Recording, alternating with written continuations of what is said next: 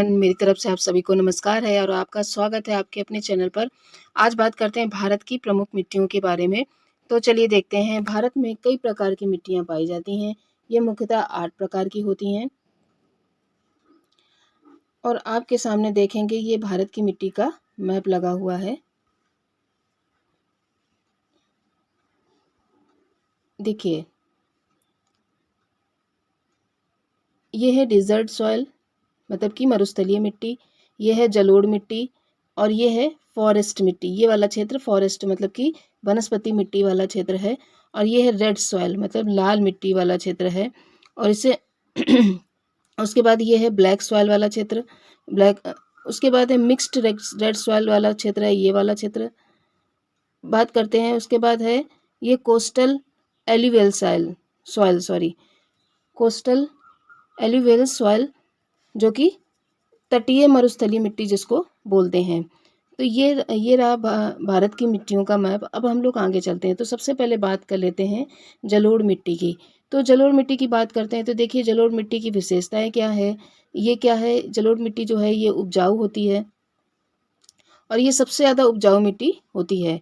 नदियों द्वारा ये लाई गई मिट्टी होती है और इसका रंग हल्का धूसर एवं हल्का पीला होता है। इसका रंग जो होता है हल्का धूसर से पीला होता है। पोटाश एवं चूने की पर्याप्त मात्रा इसमें पाई जाती है। नाइट्रोजन और ह्यूमस की कमी होती है। इसका क्षेत्र कौन कौन सा है, जो गंगा ब्रह्मपुत्र का मैदान है वो क्षेत्र इसका पड़ता है। अभी मतलब बताया ना कि नदियों द्वारा ही मिट्टी लाई जाती है, तो ये वाला जो क्षेत्र गंगा ब्रह्मपुत्र मैदान ये क्षेत्र इसका पड़ता है। और ये पंजाब है, हरियाणा है, उत्तर प्रदेश, बिहार, पश्चिम बंगाल और तटीय क्या नाम इन क्षेत्रों में ये पाई जाती है, वह तटीय डेल्टा वाले क्षेत्र में। आगे बात करते हैं फसलें। तो देखिए जलोढ़ मिट्टी में कौन सी फसल होती है, तो गेहूं की फसल होती है मुख्यतः। धान होता है, गेहूं होता है, धान होता है, गन्ना होता है, जूट होता है और दलहन होता है। अब बात कर लेते हैं इनके प्रकार।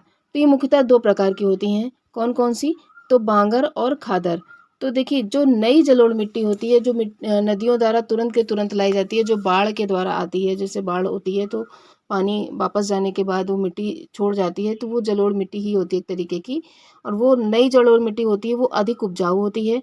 और पुरानी जलोढ़ मिट्टी को हम लोग बांगर कहते हैं, नई जलोढ़ मिट्टी को हम लोग खादर कहते हैं।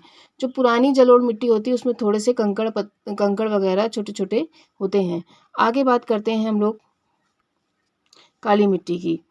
तो देखिए आपके आगे एक लिखा है काली मिट्टी। इसको हम लोग ब्लैक सॉइल या रेगुर सॉइल भी बोलते हैं। काली मिट्टी क्या होती है, ये काले रंग की होती है, कपास के लिए सर्वोत्तम होती है। कपास की कृषि के लिए काली मिट्टी बहुत ही उपयोगी मानी जाती है। नमी धारण करने की क्षमता इसमें बहुत ज़्यादा होती है और इसमें सूखने में इसमें दरारें पड़ जाती हैं क्योंकि ये नमी धारण करती है, तो इसलिए उसका इसमें चूना, लोहा, मैग्नीशियम अधिक पाया जाता है। ये जो क्षेत्र है ये कौन कौन से क्षेत्र में पाई जाती है, तो ये महाराष्ट्र वाले क्षेत्र में पाई जाती है। मध्य प्रदेश, गुजरात, तेलंगाना, कर्नाटक इन क्षेत्रों में पाई जाती है। अब बात करते हैं फसलों की। तो इसमें कौन कौन सी फसल मुख्यतः होती है, तो कपास है, सोयाबीन है, गन्ना है, गेहूं है, इस तरीके की फसल इसमें होती है। अब बात करते हैं लाल एवं पीली मिट्टी की। तो इसकी विशेषता देख लेते हैं। ये लोहे की अधिकता से लाल रंग की होती है। इसमें लोहे की अधिकता होती है इसलिए लाल रंग की होती है। उर्वरता इसमें कमी होती है। अम्लीय प्रकृति होती है और इसकी अम्लीय प्रकृति होती है और इसमें नाइट्रोजन व फास्फोरस की कमी होती है। अब बात कर लेते हैं ये जो क्षेत्र ये कौन कौन से क्षेत्र में पाई जाती है। तमिलनाडु वाले क्षेत्र है, कर्नाटक है और उसके बाद है ये आंध्र प्रदेश, छत्तीसगढ़, ओडिशा इन क्षेत्रों में ये पाई जाती है। अब बात करते हैं फसलें। तो देखिए इस मिट्टी में कौन सी फसल होती है, तो बाजरा है, बाजरा की फसल होती है, मूंगफली की होती है, दालें होती हैं, कपास होती है। अब आगे चलते हैं लैटेराइट मिट्टी की बात करते हैं। तो लैटेराइट मिट्टी की विशेषता क्या है, ये अधिक वर्षा वाले क्षेत्रों में बनती है, अम्लीय व कम उपजाऊ होती है, लोहा एवं एल्युमिनियम अधिक पाया जाता है इसमें। इसका जो क्षेत्र है वो है पश्चिमी घाट वाला क्षेत्र, केरल है, कर्नाटक है, तमिलनाडु है, मेघालय है। अब आगे चलते हैं हम लोग फसलें देख लेते हैं इस मिट्टी में कौन कौन सी फसल होती है। तो देखिए उसमें इस मिट्टी में चाय की फसल होती है, चाय की फसल, कॉफ़ी की फसल, रबड़ की फसल, काजू की फसल इस मिट्टी में पाई जाती है। अब आगे बात कर लेते हैं मरुस्थलीय मिट्टी। तो मरुस्थलीय मिट्टी की बात करेंगे तो मरुस्थलीय मिट्टी की विशेषता क्या है, ये रेतीली मिट्टी होती है, जल धारण क्षमता कम होती है इसमें। और इसमें क्या है कि ये लवण अधिक होता है और जैविक पदार्थ इसमें कम होते हैं। ये क्षेत्र कौन सा है? ये है राजस्थान, गुजरात, हरियाणा का शुष्क भाग होता है। फसलें क्या है इसमें? तो इसकी फसलें हैं बाजरा, ज्वार और ग्वार। पर्वतीय मिट्टी की बात करेंगे हम लोग। पर्वतीय मिट्टी की विशेषता क्या है? ये वनस्पति अवशेषों से भरपूर होती है, ह्यूमस अधिक होता है, ढाल वाले क्षेत्रों में अपरदन अधिक होता है इसमें। उसके बाद ये क्षेत्र किस क्षेत्र में पाई जाती है? ये हिमालय क्षेत्र में पाई जाती है। जम्मू कश्मीर, हिमाचल प्रदेश, उत्तराखंड, इन क्षेत्रों में ये मिट्टी पाई जाती है।